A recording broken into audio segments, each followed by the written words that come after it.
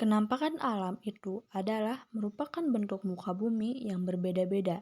Kenampakan alam dibagi menjadi dua bagian, yaitu kenampakan daratan dan kenampakan perairan. Di bagian daratan terdapat berbagai macam bentangan alam, gunung, penggunungan, sungai, danau, dataran rendah, dataran tinggi, dan pantai.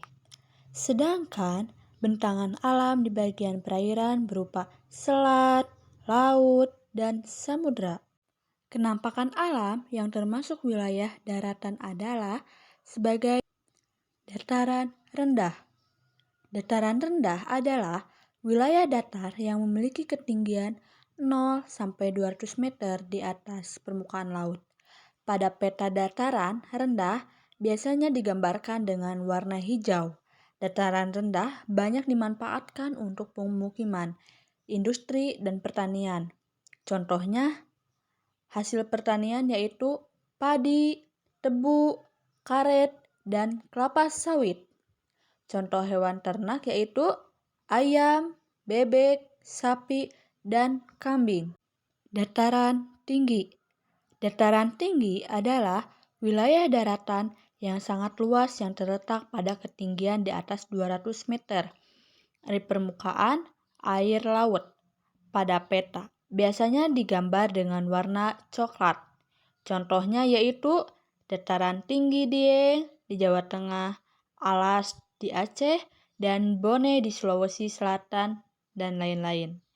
Dataran tinggi sangat cocok untuk kegiatan wisata karena pemandangannya yang bagus dan udaranya yang dingin dan sejuk, serta cocok untuk perkebunan.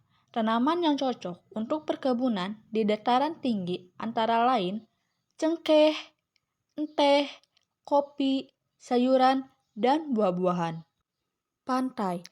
Pantai adalah wilayah perbatasan antara lautan dan daratan.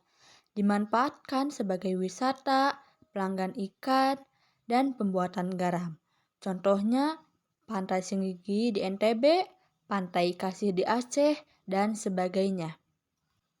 Mata pencaharian penduduk di daerah pantai antara lain nelayan, peternakan ikan laut, petani garam, penjaga pantai.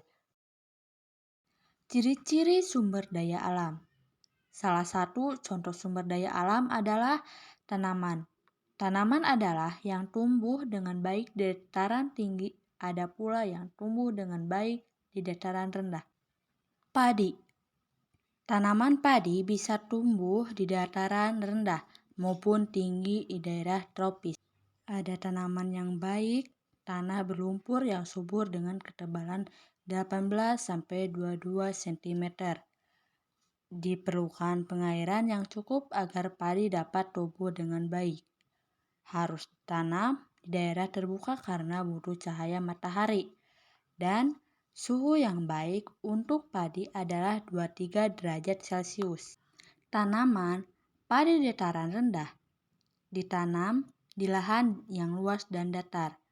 Padi juga bisa ditanam di dataran tinggi, biasanya di tanah miring atau lereng, sehingga sawahnya terlihat bertingkat dan disebut sengkedan.